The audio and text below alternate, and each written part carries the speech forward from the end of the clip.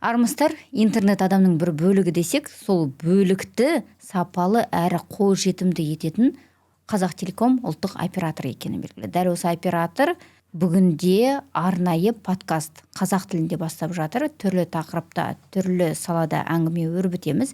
Бүгін біз радиофобия жайында сөйлесеміз. Бұл тақырыпты біз әрине Марс Мақсат деген спикерімізбен талқыламақпыз. Сәлеметсіз бе? Қош келдіңіз. Сәлеметсіз, қайырлы күн. Өзіңізді қысқаша таныстырып өтсеңіз.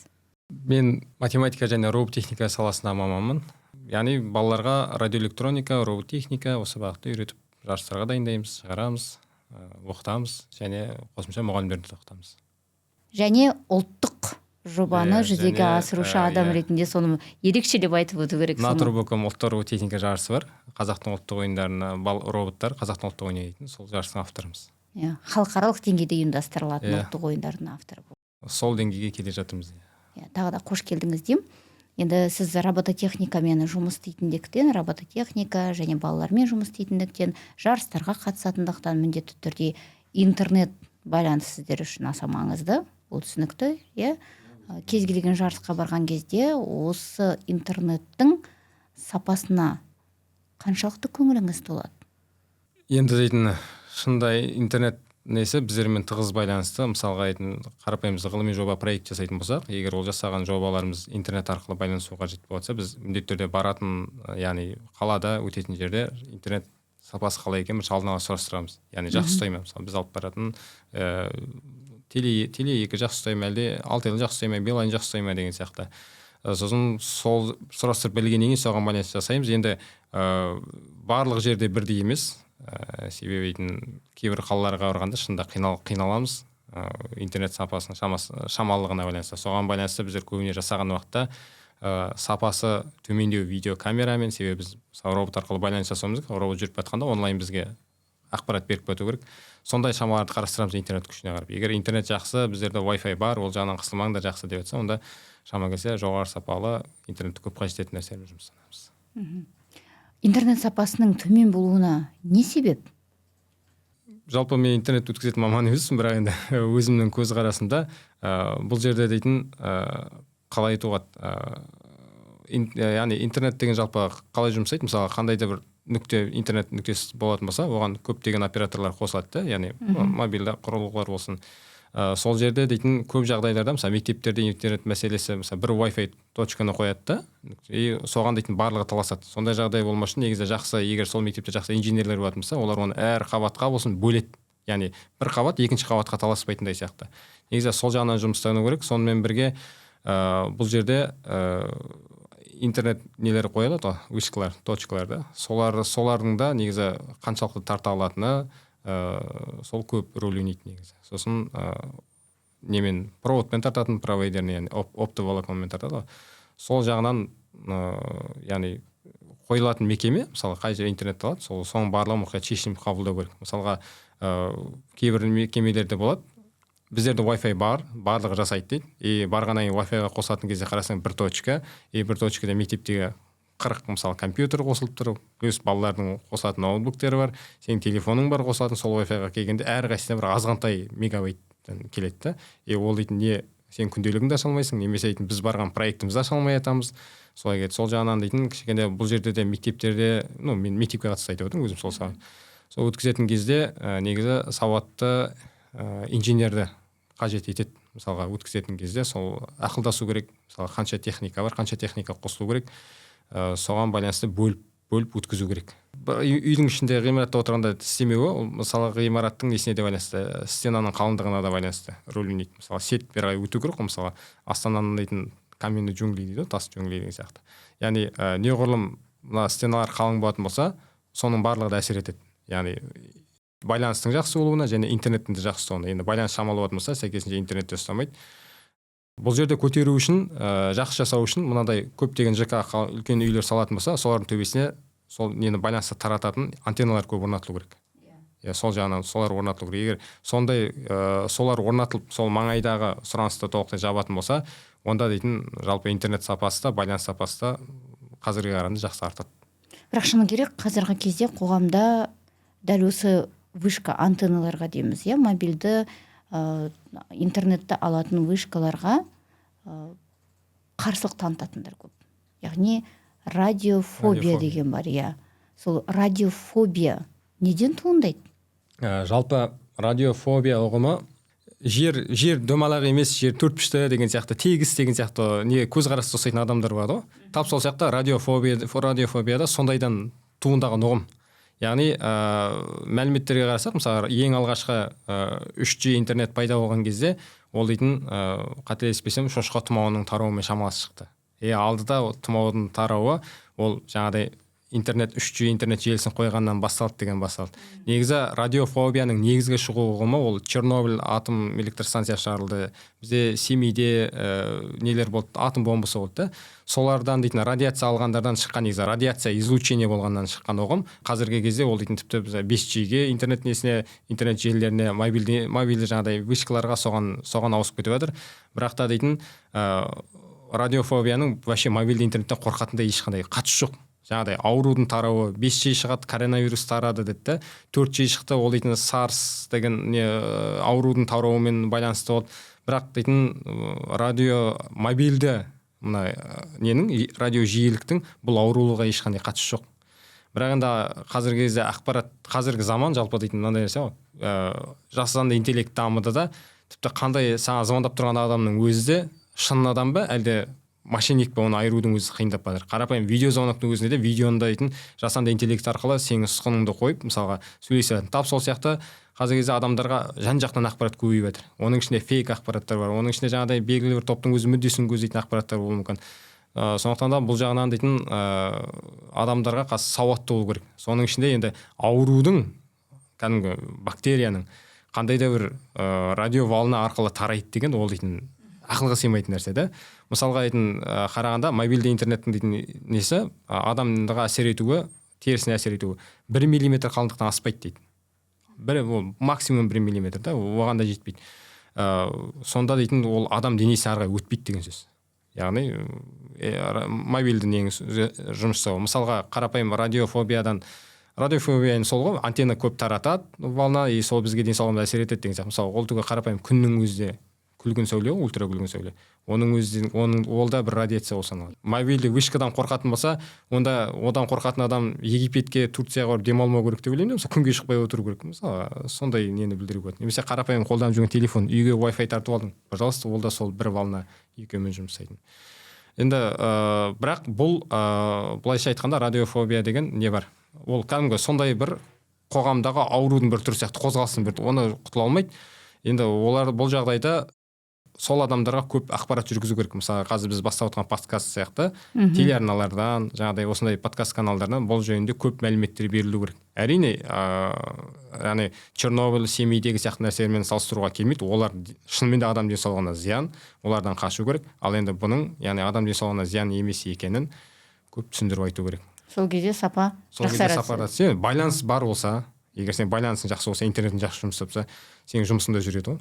Бұлай қарапайым логикаға салып қарайтын болсақ. Қазір былайша айтқанда ерікті де еріксіз түрде интернетке тәуелді болып отырмыз. Біздің бүкіл жұмысымыз қазір сол интернетке байланған ғой. Шыны керек, құжатты алу үшін де егов мобильдік қосымшасына жүгінеміз. Медицинаға қандай да бір құжат алу үшін немесе дәрігерге жазылу үшін де дамуметті қолданамыз деген сияқты. Барлық жүйе цифрландырып жатқан кезде интернеттің сапалы болуы әрине маңызды. Ал енді радиофобия, яғни радиофобтар осы қандай да бір аурулар туғызады деген ойда жүретін адамдар. Осы интернеттің сапасының бір нашар болуына сәлде болса өздерінің үлесін тигізіп жатыр, үлесін тигізіп жатқан адамдар. Себебі олар жаңағыдай вышкалардың орнатуына қарсы болады. Олардың барлығы, мысалға, мынандай нәрсе ғой. Егер де радиофобтар көп қозғалыс жасап, егер көп жасайтын болса, біріншіден жаңағыдай вышкалар көп орнатылмауы мүмкін. Сонымен бірге, мысалы, қарапайым мобильді құрылғыны жасайтын адамдардың ішінде де, мысалы, бір шектеу қойдыртуы мүмкін. Мынандай қандай да бір герцтан жиіліктен аспайтын болсын деген сияқты шектеулер енгізу мүмкін. Мысалы, радиофобтарды көп алып кететін болса, шынымен де дәл қазір сәтте жұмыс жасап тұрған герці адамға зиян емес. Ал егер оны біз төмендетуіміз керек, радиофобтардың айтқанын тыңдауымыз керек деген сияқты одан да төмендетіп тастайтын болса, сәйкесінше телефонымыздың жұмыс жасау жиілігі де нашарлауы мүмкін. Сонымен бірге оны сен белгілі бір герцта жұмыс жасайтын жасау үшін сен қосымша тағы да шығын болады. Яғни бұның бағасы өсуі мүмкін. бұл бір нәрсе басталатын болса оның ары қарай последствиясы болады да, ары қарай кете береді, қозғалып тоқтамайтын нәрсе. Сондықтан да дейтін түсінік ақпарат жүргізіп оларға дейтін ол адамдармен жақсы келісім жасамайтын болса арты просто сондай қосымша шығындарға кететін нәрсе ұласып кетуі мүмкін да, басқа зиян тигізетін. Ал радиофобияны психологиялық ауытқуға жатқызуға бола ма, қалай ойлайсыз?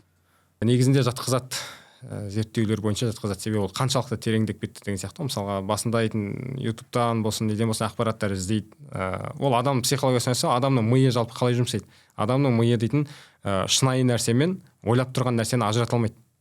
Мысалға сен ойыңда дейтін бір нәрсе, яғни мына нелерде бар ғой, эксперименттерде бар, мысалы бір адамның қолы жоқ болатын болса, салады, қолын жәшікке салады, екінші айнамен қойып қояды, яғни өзінің айнасында екінші қолды қойып қояды, манекенді қойып қояды, как будто айнадан қарағанда мына манекен өзінің қолы сияқты тұрады. Алып манекенді балтамен шапқанда мына қолын тартып алады да, ауырған болып сезіледі, ауру сезіледі. Ми қабылдамайды, ми ананы өзінің екінші қолында елестетіп тұр да. Тап сол сияқты адамда жаңағыдай сондай ақпаратты, радиофобия, зиян деп ақпаратты көп өзіне ала беретін болса, адам соған ұшырауы мүмкін сол ауру. Ол негізі адамның өмірін шын мәнінде адамды дейтін қалай изоляцияға, яғни ешкіммен араласпауға, ешқайда шықпауға барлығын алып кетеді. Ал шын мәнінде адам өмірін одан сайын қиындатады. Қоғамнан шектеліп қалады.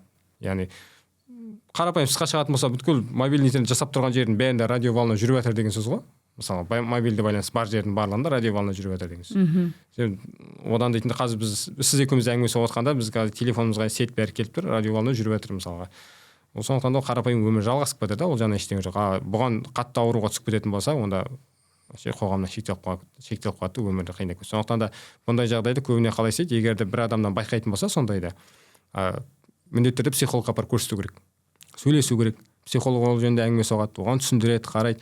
Сол арқылы оны ерте қайтарып алуға болады. Ал енді ары қарай түсіп кеткен болса, онда кәдімгідей медицинский жолмен ары қарай уже тереңінен жұмыстану керек болады ол кісімен. Сондай бар. Менің білуімше, кәдімгі мобильді интернеттен қарағанда Wi-Fi-дың тарату желісі керісінше денсаулыққа зиянырақ дегенді естігемін. Негізі дәл сәтте денсаулыққа зиян емес нәрсе жоқ. Кез келген нәрсе адам денсаулығына зиян да. Осы дейтін мынандай нәрсе ғой, қатты зиян ететін нәрселер бар да. Яғни сен оны тым шектен қолданатын болсаң, мысалы Wi-Fi роутерді құшақтап жататын болсаң, көбіне неге Wi-Fi роутер далаға қашыққа қояды да, адам ұйықтайтын жерге емес, коридорға бөлек не қояды. Шын мәнінде сөндіріп жатып ұйықтаңдар дейді, не дейді. Бірақ та дейтін қазіргі кезде заман дамыған сайын бірінші мысалы телевизорден бастайық та. Телевизор шықты. Телевизорды көп қарау көзге зиян, ол дейді лампалармен жұмсады. Одан дейтін жаңартылған түр шықты. Қазір OLED деген бар да, смарт OLED не деген экрандармен жұмсатқан. Телевизор дамыған сайын клиенттер тарту үшін қазіргі кезде бәрі сапаға жұмыс жасайды. Егер ол адам денсаулығына зиян жасайтын болса, ол дейтін бұндай кең көлемде таратылмас еді. Айтарлықтай зиян келтіріп бірден бір кәдімгідей өмірін шауып тастайтындай жағдайға болатын болса. Сондықтан да қазір заман дамып жаңа құрылғылар шыққан сайын әр құрылғы зерттеуге түсіп, яғни шама келсе зиян жойып келе жатыр. Wi-Fi-де ештеңе ойлап таппайды, ол қабылдайды. И сол арнада сол жерде радионен жинайды да, как мына үйдің антеннда таратқандағы сияқты мына вышка қояды ғой, мысалы бана айтқанда. Ол да сондай қызмет атқарады. Интернетті өзіне жинайды да, сосын барып сол жерден усилить етіп таратады айналасы. Болды, ешқандай не жоқ. Тамақты ысытуға арналған құрылғы, техника дейміз ғой, микроволновка. Алға шыққан кезде тура осындай әңгіме болғаны. Адам денсаулығына зиян, әлі күнге шейін халық арасында сондай пікір бар. Жалпы жаңа нәрсе негізі шынында адамға үрей тудырады. Да, себебі бұл не деген сияқты, бұл қандай нәрсе, қалыпты жағдай дейсіз. Ол негізі қалыпты жағдай. Қай нәрсе шыққанда да, мысалы дәл сәтте жасанды интеллект ChatGPT шығып жатыр да. ChatGPT-ді Италияда бас тартқызып жатыр қолданудан, не деген сияқты қорқыныш бар. Бірақ бұл уже ChatGPT мысалы кірді адам өмірін. Болды, одан құтыла алмайсың сен. Сен бар нәрсең, сен оны қалай тиімді пайдалануды үйрену керек. Тап сол сияқты мысалы микроволновка пештің ішіне де жылытқан уақытта қандай ыдысқа салып жылыту керек ережесі бар да. Иә. Қандайға салу. Егер сен оны дейтін ережесін білмей, әрине мысалға зиян келетін, мысалы пластиктерге сондайға салып жылытатын болсаң, әрине ол зиян. Ол қызғаннан кейін бөлінеді да, одан химикаттар бөлінеді. Ал егер сен оны кәдімгі дұрыс неге салатын болсаң, кәдімгі бөлінбейтін керамика сияқты сондай ысытатын еді. Онда дейтін ешқандай несі жоқ, сен былай қайнаттың не, микроволновка салдың не, ондай көп не. Просто адам сауатты қолдана білу керек. Сол нәрсе, сол көп рөл. Сауатсыз қолданып уланатын болсаң, конечно, уланасың. Оның үстіне біздің жалпы қоғамда кез келген жаңа дүниеге қарсылық таныту деген бір қалыпты дүние бар сияқты. Тура солай, жаңағы сіз айтқандай теледидар шығарылған кезде адамдардың арасында түрлі ой болды. Микроволновка жаңағы ысыту құрылғысы, одан кейін міне интернет шыққаннан кейін де түрлі әңгімелер басталды зиян екен. Бірақ қарап отырсақ ол біртіндеп адам өміріне кіргіп кетті. Және оны қазіргі күні шығарып тастау да мүмкін емес сияқты. Негізі қарсылық тудыру қалыпты нәрсе. Иә, соны айтамын, қалыпты нәрсе. Сол себебі қарсылықтар арқылы шынында кейбір нәрселеріміз жасап шыққанда бір ескерілмейтін нәрселер болуы мүмкін да. Мысалы бір қателік жіберіп қойған болуы мүмкін мысалы. Сондай қарсылықтар наоборот сол компаниялардың жасайтын өнімнің концепциясын, жалпы құрылымын қайтып қарауға мүмкіндік береді. Көп қарсылық. Сосын оны қайтадан мысалы түзеуі мүмкін. Болмаса наоборот одан сайын түсіндіру үшін жұмыстандырады ары қарай. Бұның зиян емес екенін дәлелдеу шығарып қана қоймайды. Шығарды, қарсылық туындады, оларға артына түсініктеме жұмыстарын жүргізеді. Ол қалыпты нәрсе, негізі солай болу керек. Шығарып үн-түнсіз жұта бергеннен гөрі алғаннан кейін бұл не деген сияқты сұрақтар ғой, кері байланыс болу керек та. Бұнда кері байланыс арқылы наоборот бұл екеуі бір-бірін қоғамды дамытатын нәрсе екеуі. Бір нәрсе шықты, оған қарсылас болды, бұл оны дәлелдеу үшін ары қарай жаңа жұмыс жасайды, солай бір-бірін дамытып отырады. Демек, радиофобтардың да болуы қалыпты нәрсе. Радиофобтардың болуы қалыпты нәрсе, радиофобтардың дейтін жойылып кету жоқ. Тұмау сияқты нәрсе да былай қарағанда. Тұмау бар, болды. Сен оған просто организмің үйренеді, келі организмің күресі жұмыс жасады. Себебі радиофобтардың ішінде ол дейтін кез келген мысалы, оларда ол да бір не да, адамның сақтануы сияқты ғой. Мен өзімнің денсаулығымды сақтаймын дейді де, мысалы біреу дәрі ішпеуі мүмкін, біреу дейтін жаңағыдай диетаға отырып бірдеңеден бас тарту мүмкін. Тап сол сияқты радиофобтардың да негізгі нәрсесі сол. Ол кісілерде бір жаман ой жоқ. Ол кісілер яғни адам денсаулығын сақтау, қоғамды сақтаймын, яғни адам дұрыс денсаулығы сау болсын деген мақсатта қозғалған нәрсе. Соның ішінде дейтін, яғни артық кетіп қалатын жағдайлар бар. Яғни толықтай барлық адам жаман деген сияқты, бес саусақ бірдей емес дейді. Ішінде действительно айтып жүрген нәрселердің ішінде зияндары бар, жаңағыдай атом электр станциясының салынуына қарсы жаңағыдай радиофобтардың ішінде жалғыз ол вишка жүрген жоқ. Бірақ солардың ішінде жаңағыдай телефонный нелер, ол шынымен де аналармен салыстырғанда бұл ешқандай көп зиян жоқ адамға. Соны түсіндіру керек. Бірақ ол қозғалыс міндетті түрде жүреді, ол бар. Оны жоя алмайды. Бірақ бір ғана сол радиофобиядан қорқатын адам қаншама сол бір үйдің тұрғынына зиян келтіріп жатыр десе болады, Өйткені мысалы менің білуімше заң бойынша егер бір тұрғын үй кешеніндегі бір ғана адам қарсы болса, онда ол жерге вышка орнатылмайды. Өкінішке орай сондай бар. Енді ол адаммен негізі түсінік жұмыстарын жүргізу керек, тұрғындар болып, яғни жаңағыдай мәліметтер беріп. Себебі бұл да бір ол адамның өзінің ұстанымы ғой енді. Бірақ ұстанымда қатып қалған ұстаным, бұл менің ұстанымым деп қатып қалған болуға болмайды. Яғни мәлімет жеткізсе, қазақтар жылы сөйлесең жыланнан шығады деген сияқты. Ол адамға дұрыс түсініктер келгізіп, оған адамға наоборот керісінше одан сайын талпай беріп, сен кесірінен не десе, ол адам одан сайын жалып қалуы мүмкін да. Ал егер ол адаммен жайлап сөйлесіп, жақындап жаңағы мәліметтер беріп, көрсетіп жұмыстанатын болса, ол да қалай дүниежүзілік денсаулық сақтау ұйымының өзі мәліметтер таратты, яғни брошюра дейді ғой, қағазда таратты. Бұның мобильді нелердің, вышкалардың, мобильді интернеттің, мобильді жаңағыдай байланыстардың адам денсаулығына қатысы жоқ екен, зияндығының қатысы жоқ екен, ауру сол тұмау жаңағыдай шошқа несі деген сияқты нәрсе онымен тарамайтынын көрсетті. Бірақ бұл қозғалыс сонда да бар, яғни бастаса да бар. Сондықтан да дейтін радиофобияға ұшыраған адамның өзіне де негізі ілім керек, іздену керек. Яғни мысалы мен радиофобпын ба, мен жоқ, мен шынымен де мен бұдан сақтануым керек па, әлде менде бұдан да басқа сақтануым керек нәрсе бар ма? Мен мәліметті салыстыруым керек та. Ол адамға жаңағыдай, егер ол адам қарсы болса, ол адамға сондай салыстырмалы ақпараттар ұсыну керек, көрсету керек. Яғни екеуінің екі түрлі нәрсе екенін, бұның оған қатысы жоқ екенін, мобильді интернеттің. Енді адам денесіне кіретін бактерияның мобильді интернет герц арқылы тарайды деген, ол екі түрлі вообще қалмайды. Қазіргі кезде 5G дейтін соңғы шығып жатыр, чипирование, коронавирусіне чипирование жасап жатыр, 5G деген. Ол жалпы мен роботехникпін да, радиоэлектроникамен айналысам. Чип деген құрамында не? Чип жұмыс жасау үшін чипте дейтін міндетті болды. Қандай да бір жерден питание алу керек чип жұмыс жасау үшін. Егер де оған дейтін ток берілмейтін болса, ол жұмыс жасамайды. Ол чип адамның несіне 5G интернетпен кіру үшін ол қандай күресші болу керек. Бізде оның әлемде ондай не жоқ, құрлығы жоқ. Құта қандай микроскоппен жасайтын чипті, оны дейтін арғай не істейтін, қуаттандыратын, оларға сигнал қабылдайтын жасайтын нәрсе жоқ. Чиптің ең кіші дегендері мысалы мынандай көлемде бар. Бұндай нәрсемен ауамен ұшып жатқан нәрсені адам көзбен көреді ғой енді. Көзбен көрмей, жасырын ешқай енгізе алмайды. Жасырын ондай еш нәрсе жоқ. Ондай заманға біз жеткен жоқпыз ондай дамитын нәрсеге. Одан не арқылы дамиды деген нәрсенің өзі, 5G арқылы адам ағзасына кіреді деген нәрсе де ол дұрыс нәрсе емес. осындай ақпараттарды түсіндіріп айту керек та, көрсету керек, айту керек, телеарнадан айту керек, радиодан болса да айту керек. Ең бірінші радионың өзі шыққанда да қарсылық болды ғой, радионың өзі тарағанда да осы қарапайым шыққанда ол да яғни адам денсаулығына зиян деген сияқты. Бірақ қазір сіңіп кетті, қазір екінің бірі машинада отырып радио тыңдап кетеді, оның ішінде радиофоб та болуы мүмкін да. Мысалы болды, өмірі жалғасып жатыр, жүріп жатыр, яғни түсінді. Сол сияқты бұнда да сондай ақпараттар көру керек, түсіндіру керек. Радиофобия қандай адамдарда көбінесе кездеседі? Көбіне кездеседі радиофобия басталады жаңағыдай радиация излучение алған адамдарда. Мысалы изотоптардан жаңағыдай атом электростанциясына сондай жұмыс істеп, олар уже бір радиация алып не істегеннен ол уже барлық радиациядан сақтануға тырысады да, содан ары қарай ақпараттар көрмейді. Мынандай бір түймедей болып басталған нәрсе, ол бір адам екінші адам өсе береді, соңында дейтін оказывается ол вообще барлығы зиян деген сияқты нәрсеге айналып кетуі мүмкін да. Ал шынымен де құттай бір нәрседен басталуы мүмкін. Осы интернеттің нашар, сапасыз болуының кесірінен сіздердің бір қандай да жарысқа барып, сол жарыста орын ала алмай қалған немесе бір сәтсіздікке ұшыраған кездер болды ма? Жолда жарысқа кетіп бара жатқан кезде нелер болды. Мысалға жарысқа кетіп бара жатыр, жолда біз қандай да бір ақпаратты алуға ұмытып кеткенбіз, почтамен жіберуге ұмытып кеткенбіз. Сондай кездерде пойызбен кетіп жатқан кезде жолда интернеттің болмауы, байланыстың болмауы, сол кезде яғни уақыт қысып жатыр, тез жіберуің керексің дейді. Біз жібере алмаймыз да, жолда интернет жоқ.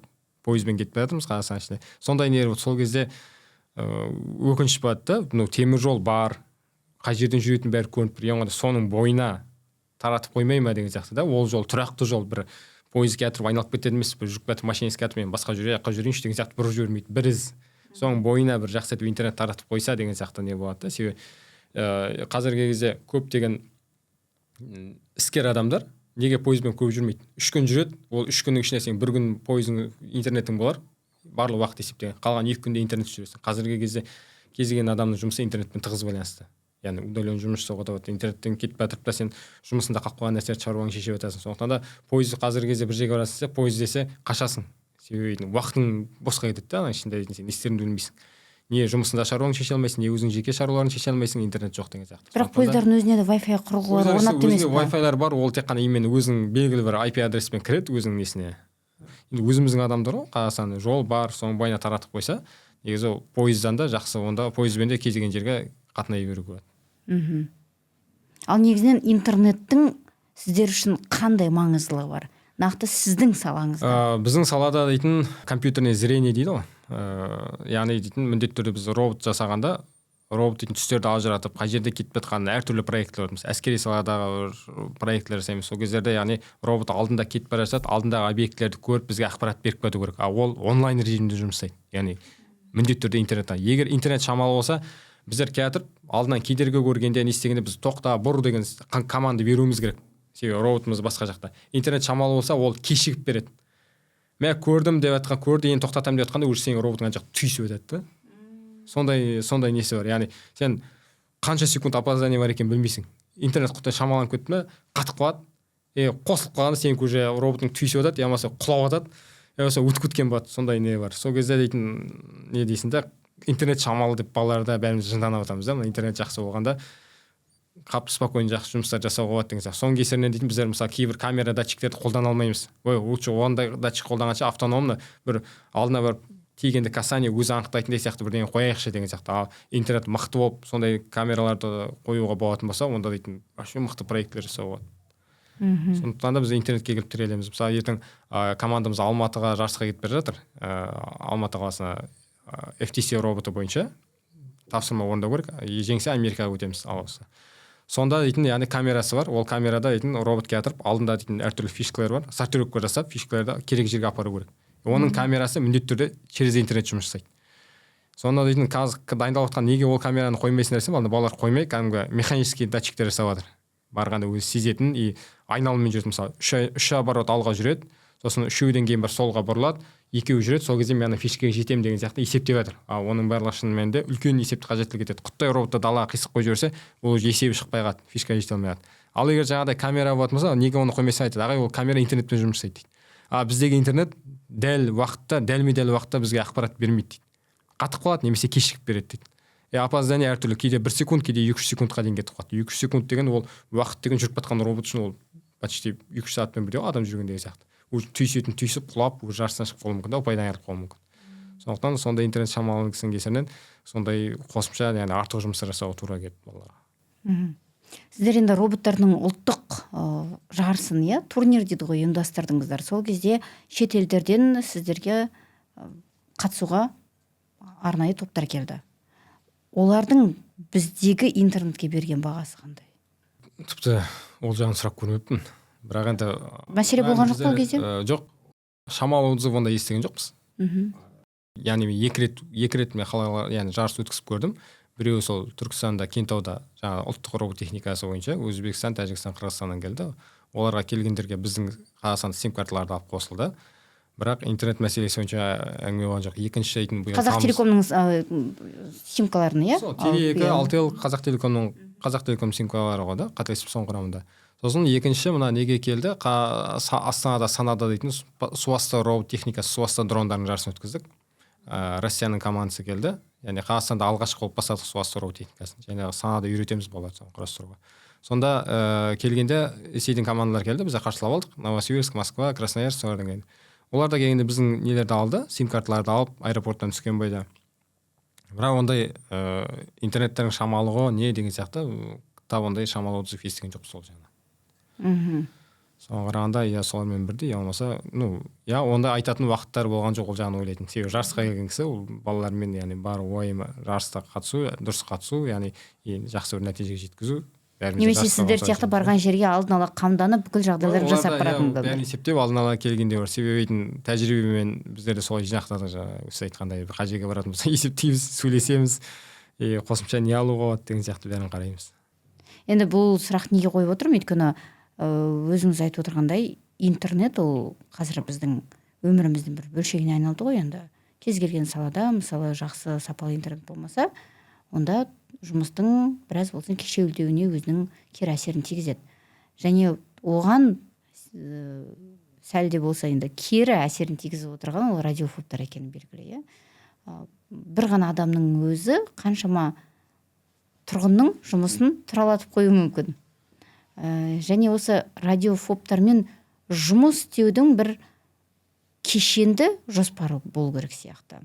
Қазір әрине менің білуімше осы Астана қаласының әкімдігінде арнайы бөлім бар. Олар сондай тұрғындармен жұмыс істейді, қателеспесем.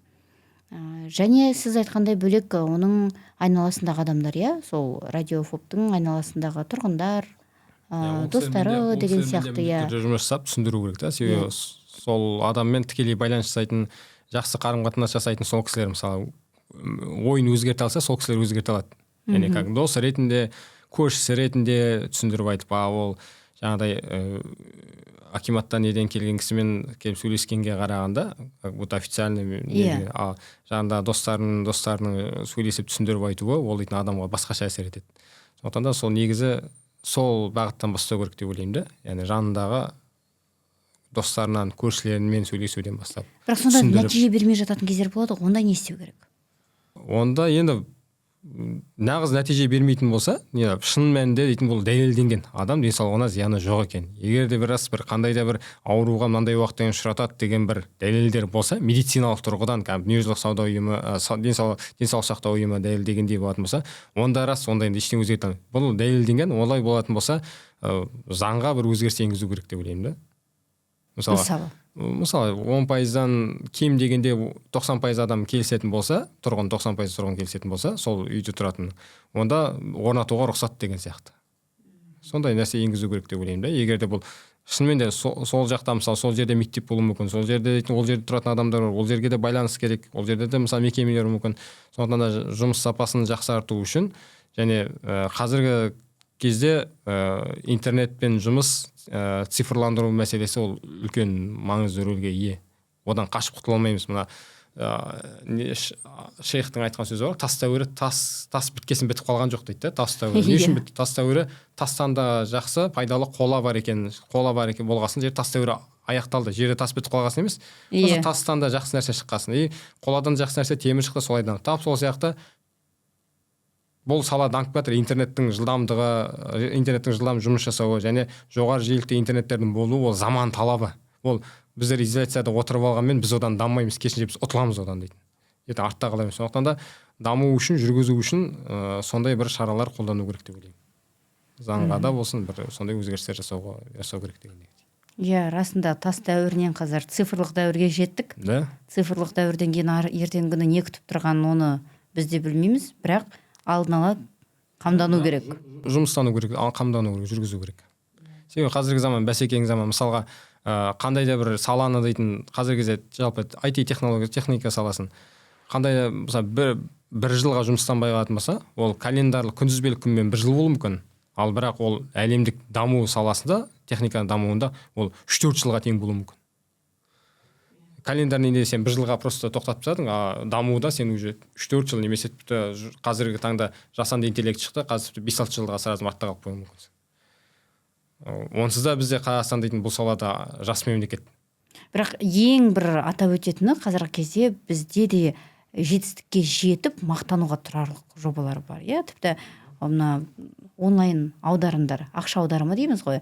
Мобилизация кезінде біз бір нәрсені айқын көрдік, ол ресейліктер осы бізге келген кезде Каспийдің мысалы жұмыс істеп тұрғанына таң қалдық. Қаншалықты жылдам құжат алуға болады, қаншалықты бір-біріне адам жылдам мысалы банкке барып кассада отырып аударым жасамай-ақ бірден 1-2 секундтың ішіне бір-біріне ақша аударым жасау деген сияқты. Бұның барлығы қазір технологияның жетістігі. Енді көшіп жатыр ғой мысалы. Иә, ресейліктен бұрын тіпті шетелдегі мемлекеттер, Европаның өзінде мұндай біздегідей жетістік жоқ. Сондықтан расымен бұл жетістіктердің әрі қарай да қолдау тауып, ертеңгі күні біздің мына өскелең ұрпақтың жақсы өмірін қамтамасыз ету үшін керек.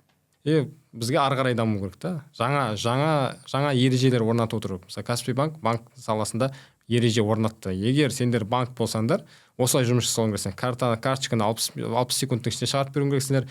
Жаңағыдай машинаны дейтін ешқандай соны ештеңе араламай сатып алуға болады деген сияқты. Қазір басқа әлем Ресейдің бәрінің банктеріне осындай ереже қойды, қазір олар соған ұмтылып жатыр Каспийден. Бізге ары қарай кету керек та, уже Каспийде, яғни бір орында бастап беріп қалып қойсаң, ол да жаман нәрсе. Чемпион болу оңай, чемпиондықты ұстап тұру қиын дейді ғой.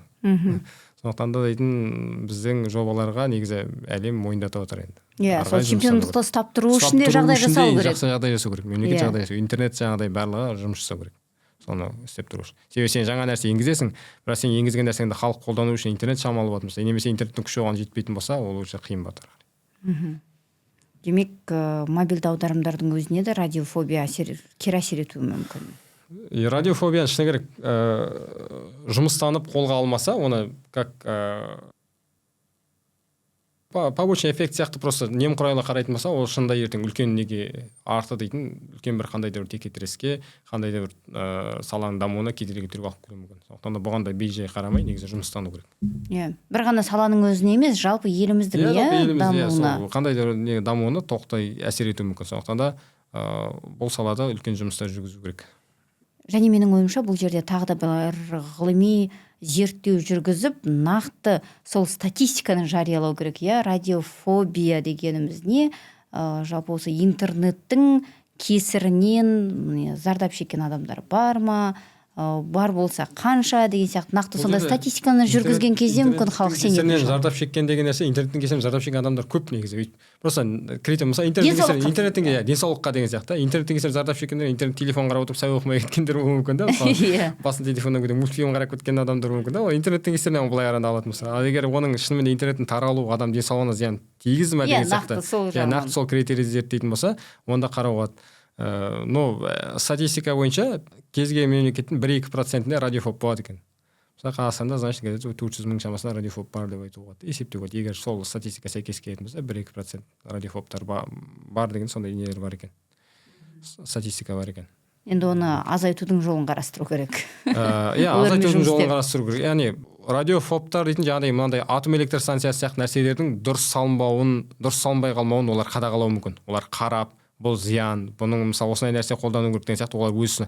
Болса радиофобияның жаңағыдай біз именно осы мына мобильді интернет саласында, мобильді байланыс саласында оның зияны жоқ екенін дұрыс жұмыстану керек. Именно жаңағыдай радиофобиясы бар қоғамның, яғни сондай топтардың жұмыс жасауы, ол шынымен де белгілі бір мысалы атом электр станциясы сияқты, уранмен жұмыс жасайтын сияқты нәрселерде дұрыс жұмыс жасауына қадағалау туғызады. олардың ұраны, олардың айтқандары мынандай нәрсені қолданса одан сайын артатын көрінеді деген сияқты олар жариялайтын болса, сол арқылы басқа адамдар да тексеріп қарап барып тексеріледі да, мысалы яғни атом электр станциясын салып жатқан нәрселерді излучение қаншалықты дұрыс жүріп жатыр, яғни адам дұрыс бөлініп жатыр ма, ол қай уақыт аралығында бөліну керек деген сияқтыларды қадағалай алады. Егер толықтай жойып жүру деген дұрыс нәрсе емес. Просто радиофобияға ұшыраған адамдарға именно мобильді байланыс саласында зияны жоқ екенін түсіндіру жүргізу керек. Оларды көрсету керек, дәлелдеу керек. Олардың жаңағыдай жинаған білімден сол неден лучше жаңағыдай нәрселерді бақылауға бөлу керек та. Сондай жаңа контрольге қоюға болады. Ең басты және олар қандай да бір салалардың дамуына кедергі келтірмеу керек. Ең басты тұрғындардың жайлы өмір сүруіне, қандай да бір қызметке қол жетімділігін қамтамасыз етуге кедергі келтірмеуі тиіс. Басты біздің айтпағымыз осы. Осы бағытта кедергі келтірмеу керек. Рахмет. Сіздердің де жұмыстарыңызға ешбір радиофоб кедергі келтірмесін деп тілейміз. Рахмет. Уақыт бөліп келгеніңізге. Рахмет сізге. Біз енді бүгін жақсы бір талқылау өткіздік деп ойлаймын. Біздің көрермендеріміздің сәл де болса бір пайызы өзіне пайдалы ақпарат алса, бұл да біз үшін жетістік. Рахмет шақырғандарыңызға. Рахмет назарларыңызға. Алдағы уақытта біздің подкастта бұдан да өзекті жақсы тақырыптар талқыланады, сондықтан бізбен бірге болыңыздар. Амандықтар тілесейік.